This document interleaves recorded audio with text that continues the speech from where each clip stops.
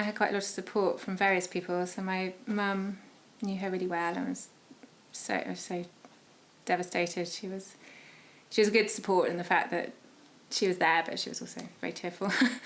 And then my husband, we were at university with her, and then another very good friend, Siobhan, I had to ring her up and tell her to come now, basically. And she lives in the country, and she arrived in her wellies.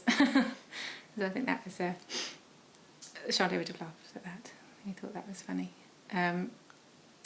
So yeah, I guess we all supported each other as we could. I think in a way I had more chance to come to terms with it than some of the other people, that it was much more of a surprise, because actually her decline was in the end quite quick. So she'd been very well as you can be, and socially I think people had seen her and thought she was dealing with it amazingly well, and then really she went downhill, I think, from November, and then she died early January, so it was actually quite fast in the end. So I think people were very surprised. So I think in a way, as I had known what was going on, it wasn't easier for me, but at least I knew and felt that I'd seen her and done all the things that I wanted to do with her as much as I could. And I went up to the hospital a lot, and I was just there as much as I could be. I actually feel, support-wise, that Rupert and I spent an awful lot of time together afterwards, and we walked for miles, and we talked a lot. And I think that was very great. I think we were comparing our stories, because I guess what was weird is he would be with her and I would be with her, but we wouldn't ever be with her together, really.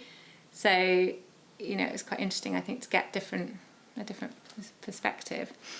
And then also she had two really good friends who probably for about a year I became really friendly with, and we would meet and we would talk. And again, that was a different side of her.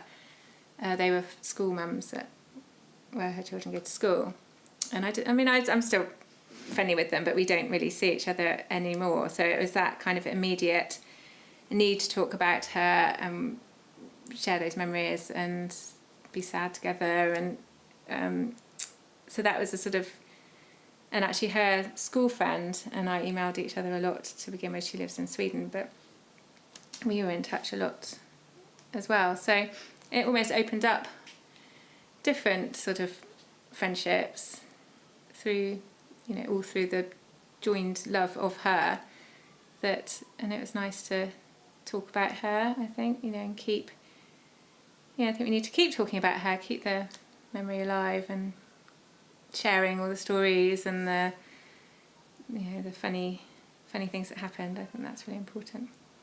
I think because she was a mum, she was a young mum, I think you immediately identify with her and with what she was going through. And no, I found people very supportive and asking, rallying around, looking after the kids while I was going to the funeral, picking them up and having them late. And if I'd gone to see her and having her chemo, people would pick them up from school and stuff like that. So no, I think people identified with her as one of us. It shouldn't be one of us. And it's, it probably doesn't make a difference if you have children, but those children should not lose their mum.